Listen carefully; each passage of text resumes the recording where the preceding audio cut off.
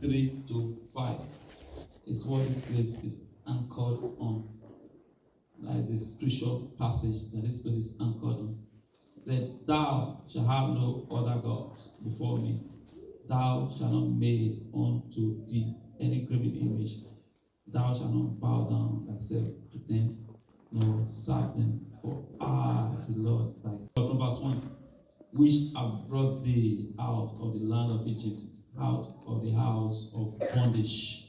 That land of Egypt is the darkness that we were in before. The darkness. One way or the other, each and every one of us were in darkness before. We were in darkness before. And that darkness is Egypt. That bondage of Satan is that bondage there is the bondage of Satan. The grip that the devil had over everybody before we were saved is what that place is talking about. It said, "Thou shalt have no other gods before me." So having another God before God, before the maker of the heaven and earth, before the creator of the universe, before Jesus, is idolatry. "Thou shalt not make unto thee any graven image or any likeness of anything that is in heaven above, or that is in the earth beneath, or that is in the water under the earth." Praise God. Praise God. Hallelujah. You know, there are some Christians that when they don't go, when they don't have cross, they don't go anywhere. They don't go anywhere. That cross must be on their neck. But it used to be very famous, but now it's not so famous cross, you know. One way or the other, even that cross can be compared to idolatry also. Because this verse 4 said, "Thou shalt not make unto thee any graven image or any likeness of anything that is in heaven above, or that is in the earth beneath, or that is in the water under the earth." Praise God. So that cross that Jesus, kind of Jesus, you don't know if that is really Jesus or you don't know. You keep that cross, that cross is always with you. And so it's like you're worshiping that cross, kind of, That's what God is talking about, So it's not just to lay when you also understand it's like bona fortuna, some people have some stones in their bag, They say bona fortuna, good luck. That kind of something bring good luck with them. That is idolatry. It's idolatry. He said you should not make anything that represents God in heaven and on earth, that represents anything in heaven and on earth. You should not make any image. So we're making any image like that and break that law. It's idolatry. So we should keep away from using image to worship God, or using image as bona fortuna. So if you use image to worship God, it's also idolatry. Use image to worship God. You have the picture of Jesus in your room. And you always going to need to pray to that picture. No, you don't need that picture. God is in where He is, It's in where He is. So it's not in that picture there.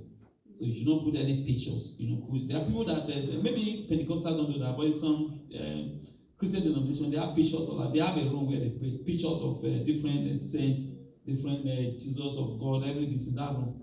That is idolatry. God don't want that. It's not what God wants. So, "Thou shalt not bow down thyself to them, nor serve them. For I, the Lord thy God, am a jealous God, visiting the iniquity of the fathers upon the children, unto the third and fourth generation of them that hate me." Praise God. And that's why idolatry is a very wicked sin. It's a very wicked sin. That's why, sometimes we pray for God to forgive the sins of our parents, our forefathers. We pray that prayer. It's idolatry. God said, anybody that worship another God apart from Him, He said it's not going to end the visitation of that punishment there. It's going to visit it to the third, even the second generation, third generation, fourth generation. It's going to visit it to them. That's what God said in His word. So some of our fathers, we're into idolatry. So sometimes when things are not working well for us, we begin to wonder. Praise God. I don't know any people that are not the children of native daughter in the village. Mommy, now. Children of native daughter. You know what their life used to turn to? Those children, Most of them, life never goes well with them. They are not practicing native daughter. They are just children of native daughter. But at the end of it all, if you watch their life never go well. The life of those children. That is what God is talking about here. He said people that serve another God, they will visit the iniquity. The iniquity. 10th generation. Then in verse he said, and showing mercy unto thousands of them that love me and keep my commandments. Praise God. So the same way God visited the iniquity of those people that worship other God, even to third, fourth generation. The same way, also God also visit mercy. Thank you, sir. Mercy of the people that serve Him. That's why it's very important that we serve Him. People that serve Him, to the third, fourth generation. God also do it. He visited. So if you worship God earnestly, don't think that it's just going to end in your time. God visited, visited to the second generation, third generation, to the fourth generation. Praise God. There was one crusade. One man of God was in the crusade first. It was in that crusade. Those ministers were invited. But one man of God got there first to the crusade.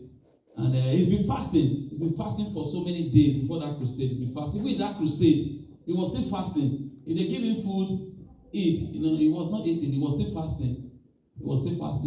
Then a minister, praise God. Then a minister before another minister came. So when the minister came to the crusade, right in his presence, they said, "What are you going to eat?" They said, "Pandediam." The minister said, "Pandediam." They gave him pandediam. After the pandediam, he went to golf. He went to go and play golf. So in the evening, when the administration came, see the way the power of God fell down in the crusade. The way the power of God fell down in the crusade. So the other man of God that was in the crusade before, he was very angry with God, He said, "God, I've been fasting for days, And for days, even in this crusade, as the crusade is going on, I'm still fasting. And nothing is going on." You remember Solomon? Solomon did many things that God didn't like in the Bible. But when God was about to remove the kingdom from Solomon completely, do you know what God said? How many people know what God said? God said, normally what you've done, Solomon, because Solomon did so many things that God didn't like, like all those 1,000 women that he married, he followed them to be worshiping the idols. That what we've said now, Solomon did all those things, worshiping idols. I will leave two states, two tribes with you.